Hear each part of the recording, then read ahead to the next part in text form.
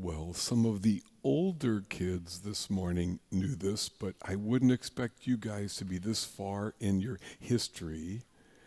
But the sixth president of the United States was named John Quincy Adams. And when he was 80 years old, and most people in those days did not live nearly that long, someone asked him, "How are you?" Now, he gave us an important answer when he talked about his body like a building. He said, "John is very well, thank you, but the house he lives in is sadly dilapidated. It is tottering on its foundations.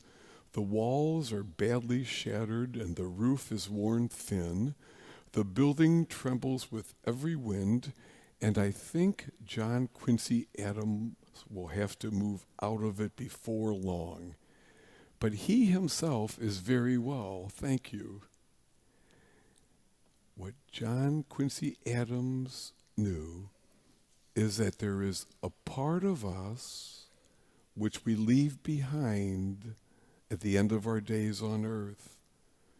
Our bodies return to the earth, and there is another part of us which lives forever in the life beyond what we can see. Today, we have two great symbols for that. The first, the ashes we will receive in just a moment. There is a part of us that turns to dust. We'll hear the words, "Remember that you are dust, and unto dust you shall return," that we leave our bodies behind. And this reminder urges us to realize that now is the time. Now is the time to live those values we say that are important to us. To be loving and kind and faithful and prayerful and good. Because when we leave this part behind, there's another part. And since today is also Valentine's Day, you will also see plenty of these. And the heart is a symbol of the part of us that lives forever. Now, we rightly think of this, the heart, as the part of us that can love and think and feel and make decisions and remember. It's a beautiful, beautiful part of us. Now, what we sometimes don't realize is that there are two parts to this heart. The first is this part. When God created us, God put some of God in our hearts. That part is forever, and we can't mess that up.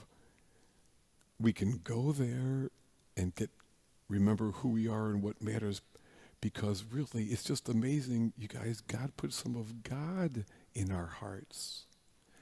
Now this other part, the part of us that thinks and feels and loves and makes decisions, that part we can mess up.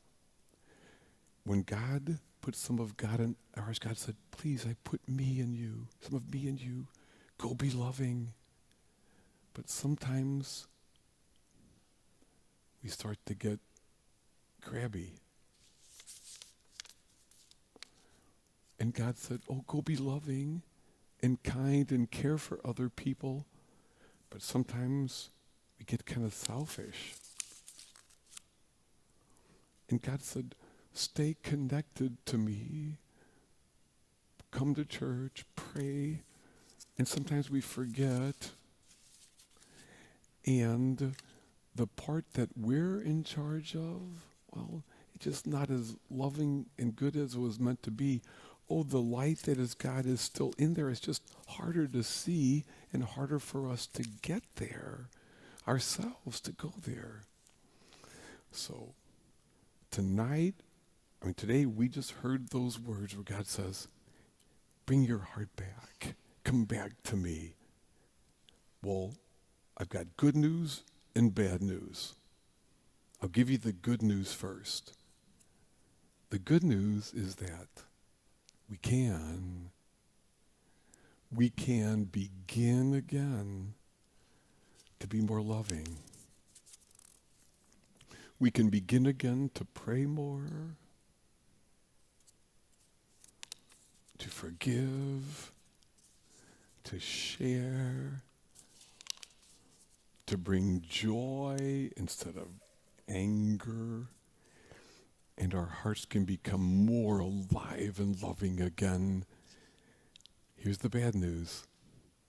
It's hard work. It's why we do the things we do during Lent. It's why we make some sacrifices to remember the main thing. It's why we pray more. It's why we help others in need.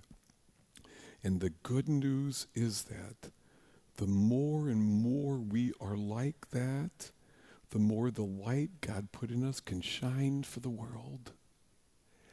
And we can go inside to touch it ourselves, because God put that light in each of us.